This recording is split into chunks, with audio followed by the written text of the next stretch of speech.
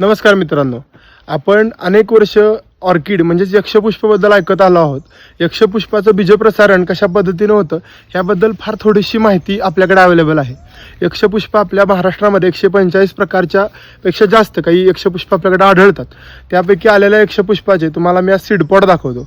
सीडपॉडमध्ये असणारं धुळीसारखे दिसणाऱ्या बिया ह्या त्याच्या बिया असून जंगलामध्ये लांबवर त्या पसरल्या जातात.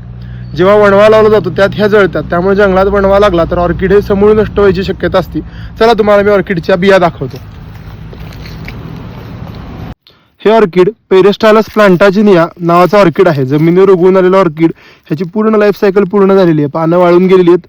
वर आपल्याला हा फुलोरा येऊन त्याला पुढे बीजे लागलेले दिसतात. आता ह्या बीजांमध्ये इथं 4 ते 5 सीडपॉड आपल्याला दिसून येतात. हे सर्व ऑर्किडचे सीडपॉड आहेत. ह्याच्यामध्ये आता आपण आत काय दिसतंय ते बघूया. एक सीडपॉड आपण ह्यातली घेतलेली आहे. ह्याच्या आत आपल्याला एक धुळीसारखं अक्षरशः एकदम पावडरसारखं हे जे दिसतात ह्या सगळ्या ऑर्किडच्या बिया आहेत. या लाखो बिया जमिनीमध्ये पसरल्यानंतर ह्याच्यापासून पुढच्या बिया येणार आहेत. तर अशा पद्धतीने या ऑर्किडच्या बिया आपल्याला बघायला मिळतात, ज्या डस्ट सारख्या असतात.